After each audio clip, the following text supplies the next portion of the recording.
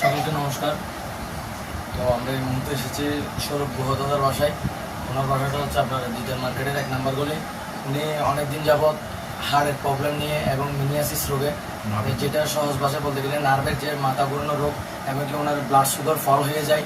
তো উনি আপনাদের সকলের নিকট সাহায্য প্রার্থনা করেছেন। উনি এখন বর্তমানে ওনার 2 সন্তান নিয়ে উনি শহরে জীবনযাপন অনেক হিমশিম খেয়ে যাচ্ছেন, যেহেতু ওনার নিজস্ব কোনো ঘর বাড়িও নাই। সেই সুবাদে ওনাকে টাউনে এখন থাকতে হচ্ছে। তো আপনাদের সকলের সাহায্য প্রার্থনা করি। দাদা কিছু বলবেন? দাদার কথাটা শুনেন একটু সবাই। হ্যাঁ, আমি সৌরভ গুহ আপনাদের সবার কাছে নমস্কার জানাচ্ছি। আজকে আমি 2008 মে থেকে এ পর্যন্ত আমার এটা নার্ভের রোগ, মাথা ঘুরনের একটা রোগ, তারপর আমার সুগার ফল, তারপর হার্টের রোগ নিয়ে আমি মানবত জীবনযাপন করতেছি। আমি উনির উপর নির্ভরশীল। আমি অসহায় অবস্থায় আছি। আপনাদের কাছে আমি সাহায্য প্রার্থী, চিকিৎসা সহায়তা।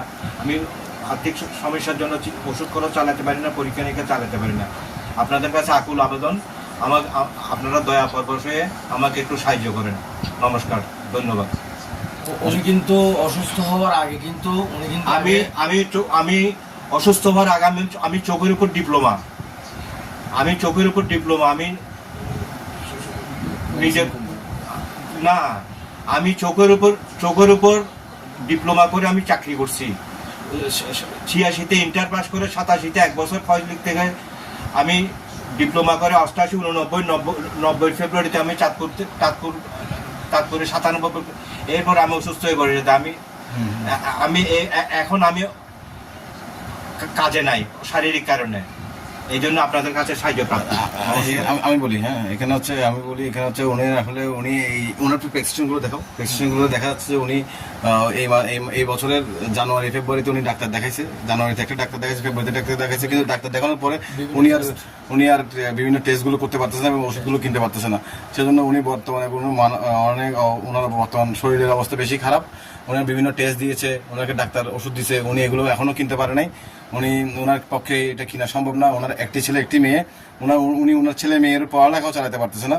ওনার ছেলে মেয়ে পড়ালেখা চালাতেও উনি অক্ষম হয়ে গেছে। ওনার বর্তমানে ছেলে মেয়ে যে পড়ালেখা যে কীভাবে চালাবে উনিও সেই চিন্তায় আছে। নিজের অসুস্থতা প্লাস হচ্ছে এখানে এক ছেলে একটা মেয়ের লেখাপড়া। তারপরে ওনার এর মধ্যে বাড়িঘরও নাই। ওনার একটা দিদি আছে, দিদি ওনাদেরকে সহযোগিতা করে বলে এখানে উনি এই বাসাটাতে উনি বর্তমানে থাকতেছে এবং এই বাসাটাতে উনি অবস্থান করতেছে ওই দিদির সহযোগিতায়। হ্যাঁ, আবার এখানে আপনারা দেখতে পাচ্ছেন এখানে আরও অনেক ডাক্তারের প্র্যাকটিশন আছে। উনি অনেক ডাক্তার, আজকে দীর্ঘ 15 থেকে 16 বছর উনি 2টা রোগেই আক্রান্ত। এখন বর্তমানে একটা রোগ হলে মানুষের কী অবস্থা হয় আপনারা তো বুঝতেছেন। এখানে 2টা রোগ একসাথে, সেজন্য উনি মানবতার জীবন যাপন করতেছে। আমরা আজকে ওনার বাসায় আসছি এবং এখানে আমাদের ক্যাপশনে একটা নাম্বার দেওয়া আছে, ওইটা ওই দাদারই নাম্বার, ওই গুহ দাদারই নাম্বার। ওই নাম্বারে বিকাশ পার্সোনাল আছে। আপনারা চাইলে কেউ ওনার সাথে যোগাযোগ করে বা সরাসরি ওনার বাসায় এসে, ওনার বাসা হচ্ছে চট্টগ্রাম ডিজিটাল মার্কেট 1 নম্বর গলি। আবার ওখানে ঠিকানাও দেওয়া আছে, আপনারা চাইলে কেউ সরাসরি এসে ওনাকে সহযোগিতা করতে পারেন। আবার এখানে বিকাশ নাম্বারে আপনার দেওয়া আছে, বিকাশ নাম্বারে আপনারা সকলে সহযোগিতা করবেন এবং ওনার সাথে যোগাযোগ করবেন, ওনার সুস্থতা কামনা করবেন।